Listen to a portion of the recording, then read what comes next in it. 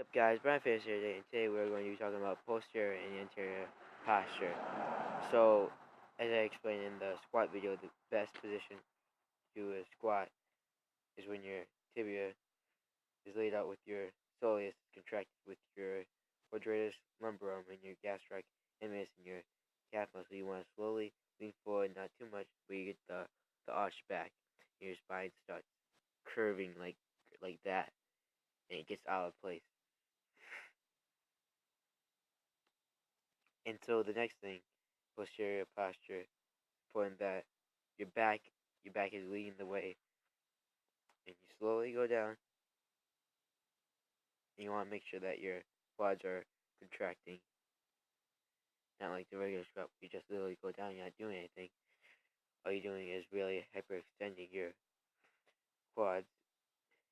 Another important part is actually going down with your psoas and iliacus. You want to make sure that your pubis and ischium, your coccyx and sacrum. You want to make sure that you lead the way with your glutes, your glute medius, your glute max, and your sciatic nerve, which is really important for this exercise, and your posture. And you want to avoid an anatomically done posture and anterior posture when it's going to the chest, more, facing towards the chest and not facing towards the back, and not leaning with the back, not leaning the chest. And as we go down, so you literally contract your glutes, go down, go for your abs. Make sure that you don't go too low. It's going to be a major thing on your formation. How you come back up is going to affect your stability as you come back up. So as I'm going to show here, go down.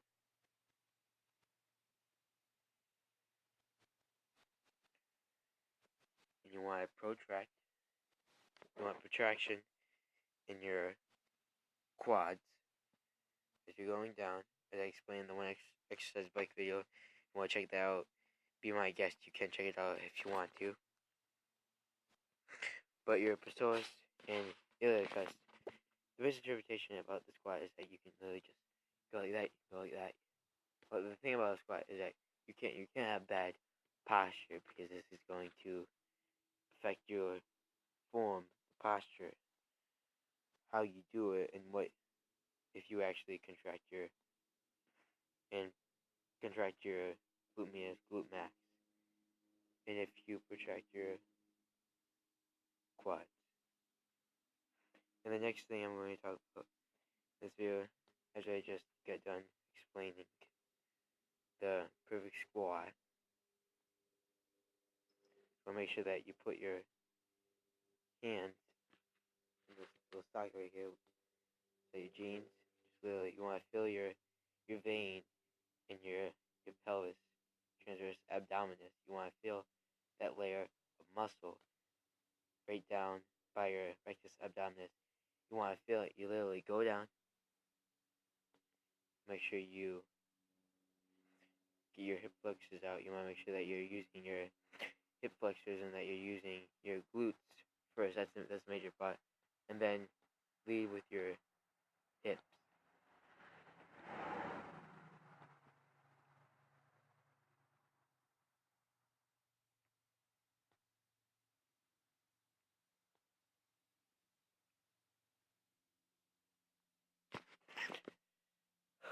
And guys, when we get down on the ground, now this is usually if you're doing high heels to heaven, if you're doing isometrically done crunches, which developing tension without muscle contraction. And finally, if you're doing leg raises, which I had this whole complete program, if you want to check it out, I'll put it up in a future video, which is basically all those exercises I just explained. You do 100 of them, you do that, and you want to make sure that you're not giving up, and it's going to come out and a lot of soreness. You're going to get a lot of soreness from that exercise program that I'll surely post soon. But as you're down on the ground, you're gonna make sure that your quads, your legs, so they go in, they don't go out, they don't literally protract, they don't extend. But you wanna make sure that they're close to your pelvis. You wanna make sure that your transverse abdominis is contracting your abs that are up here. Of course, everybody knows abs, your transverse abdominis, your rectus abdominis.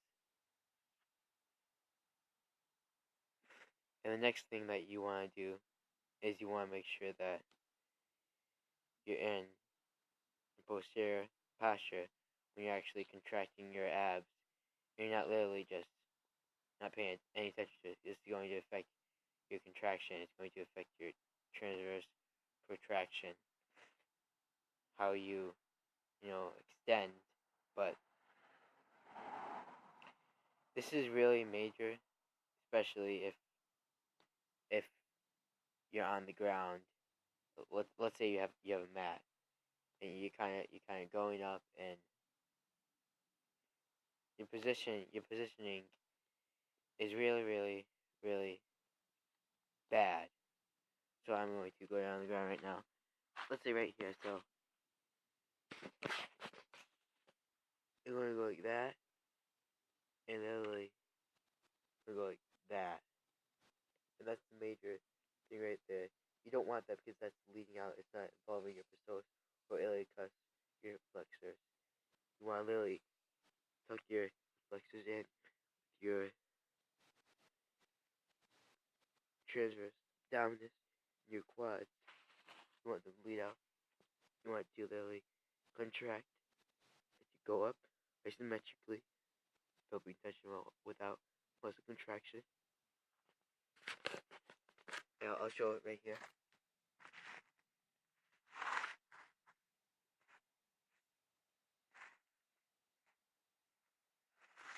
This is your misconception right here. Not do anything with your psoas and iliacus. It's not going to strengthen your pelvis. And many things that people do is they hyperextend their pelvis by doing this, like that.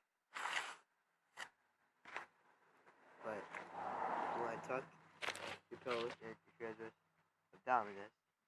You want to contract your quads. You make sure it's directly proportional to your back. You want to make sure that you can see your quads, that you can see your calves. You want to make sure that they're contracted too, and that your psoas and iliacus is actually getting involved in this through the transverse abdominis. And this is the major thing when you're on the ground and you don't want anterior posture really just like that. You're not doing anything, you're not contracting anything. It leads to better contraction, better optimal training performance, and hypertrophy, and strengthening mobility, stability, and how you function. And guys, this video today was, of course, about posterior and anterior postures. And that's it for today, guys. My best stuff.